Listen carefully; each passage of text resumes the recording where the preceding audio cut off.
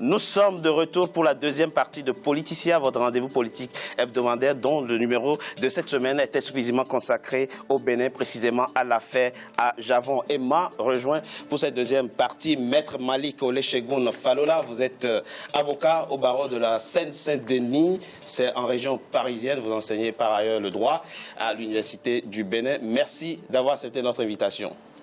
Merci, cher monsieur le journaliste, monsieur Togbe. Monsieur Togbe. Et Maître Kenneth Feliho et Luciano Rupon, vous êtes restés avec moi pour cette partie. Merci à vous également.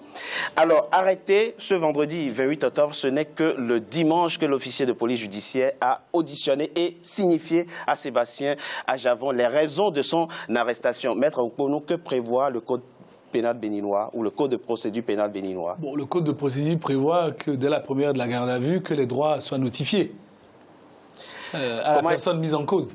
Comment comprendre que ces droits? Non, je pense que les choses se sont faites de manière complètement arbitraire, c'est le terme. Hein. Vous devez, lorsque vous privez quelqu'un de liberté, et c'est les conséquences du habeas corpus anglo-saxon, vous devez, dans les premières heures, lui notifier ses droits, le droit au silence. Ça veut dire quoi? Que l'officier ne savait pas pourquoi il arrêtait? Pourquoi avoir attendu autant de temps avant de lui signifier les raisons de son arrestation? Ça veut dire qu'on est dans le cadre d'une machination, tout simplement. Je pense qu'il faut être sérieux. Maître Olusegun Falola, votre avis sur cette procédure? En matière pénale, lorsque une personne a été contrôlée ou a été interpellée, les droits de la mise en cause doivent lui être notifiés sous peine d'irrégularité. Oui. Et quand on parle d'irrégularité, ça veut dire que les avocats de ce monsieur Ajavon peuvent s'en prévaloir devant le juge des libertés et de la détention comme étant un moyen de nullité pour relâcher directement monsieur Ajavon sans aller même au fond du dossier. Le fond du dossier ne m'intéresse pas parce que chaque fois au Bénin, quand les personnalités sont interpellées pour une suspicion, les policiers ou les forces de l'ordre en général vont directement en besoin et ils ne s'inquiètent plus du respect de la procédure. Alors qu'en matière de la garde à vue, par définition, est une mesure de privation de liberté à l'encontre d'un suspect pour des raisons, pour avoir commis ou tenté de commettre un délit ou un crime. Alors, par rapport aux garanties de représentation, Ajavon offrait-il des garanties pour échapper effectivement à un placement en garde à vue? Alors, je vais quand même préciser quelque chose par rapport à ce qu'a dit mon confrère. Si vous regardez dans les films américains, lorsque les policiers interpellent quelqu'un, ils lui disent, vous vous taisez parce que tout ce que vous allez dire va être retenu contre vous, et vous avez remarqué que l'agent met la tête met la main au-dessus de la tête du prévenu pour le mettre dans la voiture. Ça veut dire quoi? Quand vous êtes justement privé de liberté, vous êtes sous la protection de l'État, véritablement. Et donc on doit vous notifier tout de suite le fait que vous avez droit au silence, que vous avez droit à 2 ou 3 appels téléphoniques. On va également vous voir si vous êtes apte à être gardé à vue. Donc un médecin va si votre état de santé est compatible avec la garde à vue. Et je peux vous garantir que dans ce dossier, dans n'importe quel tribunal du monde, parce qu'aujourd'hui le droit est universel, heureusement d'ailleurs, en 20 minutes, un avocat qui a prêté serment 5 minutes avant, donc un jeune avocat, dont le lait coule encore des oreilles, vous fait sortir le client. C'est-à-dire que M. Ajavon, dans un autre pays, dans d'autres lieux, sortait en 20 minutes. C'était réglé. Maître Nkonou. Oui, effectivement, il aurait fallu lui notifier tout de suite ses droits. Par rapport aux garanties de représentation.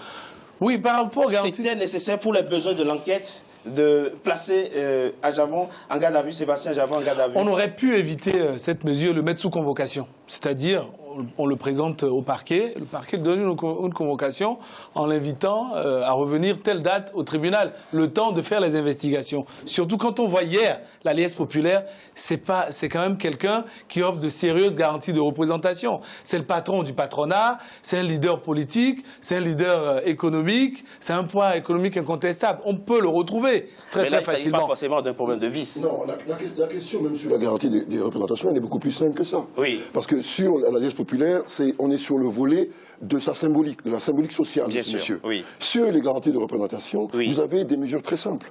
Il vit au Bénin. Il a le siège social de son entreprise au Bénin. Ses centres d'intérêt sont au Bénin. Ses centres d'intérêt familiaux sont au Bénin. Il aurait simplement suffi de récupérer son passeport. il se présenterait. Alors, effectivement, ces différents points évoqués, nous allons maintenant aborder la dimension politique de cette affaire. Plusieurs Béninois pensent qu'effectivement, il y a une main derrière cette affaire dont est victime Sébastien Adjavon. Nous allons écouter Maître Paul Atita et nous en parlons après. Je ne vois pas comment le directeur des services de renseignement, dans les fonctions qui sont les siennes, puisse directement aller saisir les officiers de police judiciaire contre M. Sébastien Adjavon, qu'il faut le rappeler, participe au gouvernement du chef de l'État.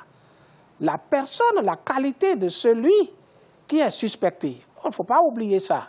C'est un monsieur qui, aux dernières élections présidentielles, a eu 23% du suffrage national des votants, qui a reversé son vote à celui qui aujourd'hui est le chef de l'État. Et il est dans le gouvernement par alliance. C'est contre celui-là qu'on a une information de cette nature. Et comment pensez-vous qu'on peut porter cette information directement aux EPJ sans en aviser le chef de l'État? Ça me paraît un peu illogique. Maître Féliho, des services de renseignement étrangers auraient alerté leurs collègues béninois qui se trouvent rattachés à la présidence de la République. Maître Paul Atita est en train de nous expliquer que le président Patrice Talon ne pouvait pas ne pas être au courant de la procédure engagée par Sébastien, contre Sébastien Adjavon. Alors, moi, je vais être sérieux et je ne vais pas rentrer dans la polémique journalistique. Parce qu'aucun élément au dossier ne nous précise que ce sont des agents étrangers qui ont prévenu la présidence. Oui. Donc, je reste extrêmement prudent sur ce genre d'informations. Maître Adjalian l'a évoqué tout à l'heure, qu'il semblerait que des informations soient parvenues au service de renseignement béninois.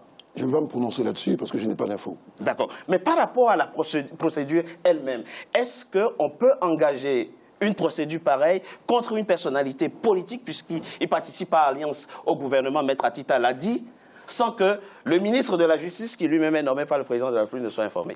Alors, effectivement, le ministre de la Justice a quelque part la main sur le ministère de la Justice et également sur le ministère public. Oui. Maître Atita l'a bien expliqué. Le ministère public est directement rattaché au garde des Sceaux en ce qui concerne les questions de politique pénale. Si donc le garde des Sceaux a décidé que désormais tous les délits de drogue seraient sanctionnés de manière stricte, eh bien le ministère public est dans son droit et il est dans son rôle. Ça n'a rien à voir, bien sûr, avec les éventuels vices de procédure ou les erreurs qui ont été commises postérieurement par les autres éléments de la chaîne. Dans le cas d'espèce, Maître Falola, peut-on considérer que l'exécutif ou le chef de l'exécutif est au courant de la procédure engagée contre Sébastien Adjavon? Le procureur de la République en matière de procédure, il doit être avisé en même temps, concomitamment avec l'interpellation. Donc, si le procureur de la République a été avisé, une fois qu'il est rattaché au ministre de la Justice, en même temps, l'information est remontée au président de la République pour respect de subordination en matière de nomination. Du coup, le chef de l'État est informé. Mais il est informé, d'accord. Et pourquoi 8 jours de garde à vue? Oui, c'est ça qui me paraît surprenant, même en France. Oui. En France, en matière de trafic de stupéfiants, qui est retenu comme en matière des cas graves de violation de procédure pénale, la garde à vue a une durée limitée. La garde à vue peut aller jusqu'à 6 jours au maximum. 6 jours. En France. En France.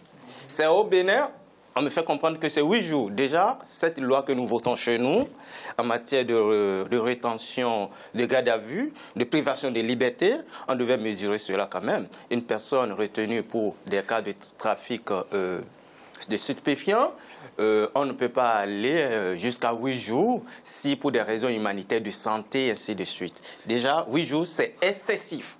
Excessif. Trafic international, trafic international de drogue à haut risque, c'est la qualification pénale qui a été retenue contre Sébastien Adjavon. Pourquoi cette qualification, vous qui connaissez le code pénal béninois? Moi, je vais revenir plutôt sur ce que vient de dire mon confrère. Sur la durée de la garde à vue. Oui, parce que on n'est pas obligé de faire comme en France. Oui, bien sûr, ça on a dans notre pays, nous sommes souverains, nous sommes indépendants. Oui. On peut aller jusqu'à 8 jours. Si les besoins de l'enquête demandent d'aller juste, c'est le maximum. Oui. Donc, je ne pense pas que ce soit On pourrait aller jusqu'à 8 jours. Moi, je vous demande quels sont les éléments constitutifs qui justifient qu'on retienne la qualification pénale trafic international de drogue à Haïti. Bon, on parle de trafic international. Oui. Bon, on s'est bien rendu compte quand on a rendu le verdict qu'effectivement le dossier était vide.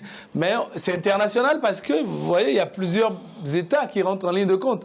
Il y a plusieurs parties qui sont à l'international qui rentrent en ligne de compte. Ça veut dire quoi, que des enquêtes sont ouvertes dans les autres États? Non, c'est surtout dans le sens où on a une marchandise qui est partie d'un port étranger, du Brésil. On est quand même à des milliers de kilomètres du Bénin. Ça ne nécessitait pas une enquête au Brésil?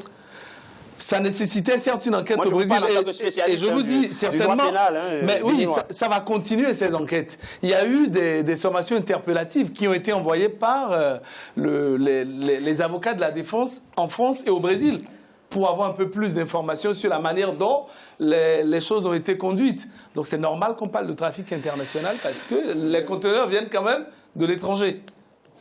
Alors, ce que dit mon confrère Nkonou est très clair, mais il y a un autre problème qui est géopolitique. Vous n'êtes pas sans savoir que des bases de la DEA sont implantées un peu partout. Il y en a une au Nigeria, il y a des experts qui travaillent également sur la zone près du Togo, il y en a au Ghana.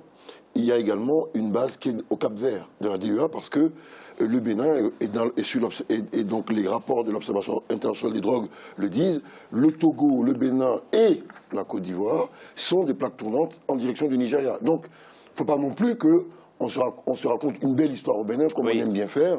Nous sommes factuellement dans l'œil et dans le collimateur international en termes de trafic de stupéfiants. Dites-nous très rapidement, pourquoi finalement une comparution en flagrant délit? Oui, alors, très rapidement, je vais vous dire pourquoi. Pourquoi ne s'est-on pas donné le temps de faire effectivement une enquête plus large, d'aller dans ces pays, dans les pays concernés, puisqu'on retient la qualification trafic international? On a estimé qu'à ce stade de la procédure, il y avait suffisamment d'éléments pour pouvoir... Après, on dit relace pour insuffisance, enfin pour certains, pour insuffisance de preuves. Non, attention, ne mélangeons pas les choses. D'accord, expliquez-nous, vous êtes spécialiste. Oui, à l'issue de la garde à vue, Monsieur Sébastien Adjavon a été présenté au procureur à l'issue de la garde à vue, qui a décidé tout de suite de le renvoyer devant un tribunal de flagrant délit, tribunal correctionnel. Alors, pour garantir, parce que le procureur a estimé... Expliquez-nous cette procédure. Oui, c'est une procédure normale, c'est-à-dire que le procureur a estimé qu'à l'issue il y a suffisamment d'éléments pour poursuivre, parce qu'il aurait pu classer. Lui, à son niveau, a estimé qu'il y avait suffisamment d'éléments pour poursuivre. Alors, il a renvoyé, donc, M. Adjavon devant un tribunal correctionnel. En raison, donc, de la sensibilité du dossier, le tribunal correctionnel a estimé qu'il fallait tout de suite faire une procédure de comparution immédiate en mettant en place une formation collégiale. Ce n'est pas un seul juge qui a jugé l'affaire. Le président du tribunal de Cotonou, le président Jacques Oussou, s'est fait entourer de 2 autres de ses collègues, donc une formation collégiale. Tout ceci pour donner un caractère impartial à cette affaire. Je pense qu'ils ont bien fait d'ailleurs. Oui. Donc ce n'est pas... Sébastien Adjavon, je reviens tout de suite à vous. Sébastien Adjavon doit-il faire appel de ces décisions? Alors, ça, c'est... Parce qu'il nous a expliqué le fait de dire relaxe au bénéfice du doute. Alors, moi, je pense qu'il devrait faire appel parce que, au-delà donc de la relaxe, son honneur est entaché. Et donc, le fait de faire appel de cette décision permettra une relaxe pour, finalement, insuffisance. Parce que sur le jugement compte. Oui. Parce que la qualification serait relaxe pour insuffisance de preuve. Et donc là, il pourrait porter plainte contre X. Ou clairement contre la personnalité morale de droit public qui l'a attaqué. Et qui est donc, ça veut dire quoi? Que ce verdict l'empêche de porter plainte contre X? Non, mais il va le faire. Et il serait souhaitable qu'il le fasse. Maître Fallola, très rapidement. Oui, il peut porter plainte puisque son honneur a été entaché. Sa personnalité politique, sur le plan politique, puisque c'est quelqu'un à qui les Béninois se font confiance.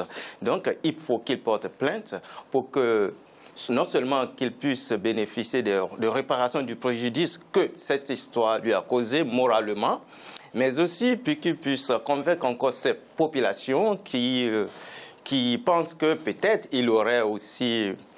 Peut-être si il aurait aussi co-auteur de cette histoire, donc de démontrer en quoi il n'est pas du tout lié à cette histoire. Écoutez, merci à vous trois. Je rappelle que dans le cadre de cette émission, nous avons invité un chargé de mission du président de la République du Bénin qui finalement a décliné l'offre. Nous marquons une courte pause. Nous nous retrouvons dans quelques instants pour la troisième partie de notre émission consacrée aux conséquences politiques de cette affaire. Sébastien Adjavon, à tout de suite.